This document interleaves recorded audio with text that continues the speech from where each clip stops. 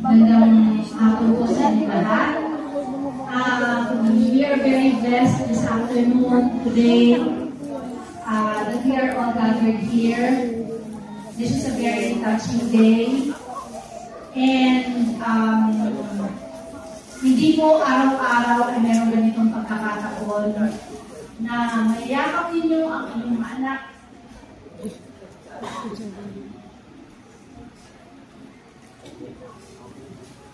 Kami po'y nanonood lang kanina, pero panay ang punas namin at saka simula pa po kahapon.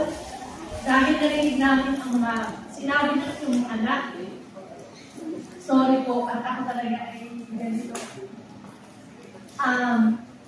We've seen your kids grow up. We're a little bit sad, of course, we're happy and proud that they will be graduating, they will be leaving the metamorphosis, but we are sure that these kids, we've seen them grow to be a very good kid, very good individuals, and we know that we have equipped them with the right values. I have something for you kids. I hope that you will read the short message that I have written there. That is a planner. Okay? So it's just a simple gift, but it's a symbol. It's a symbolic gift for you. I wrote there, the time is gold.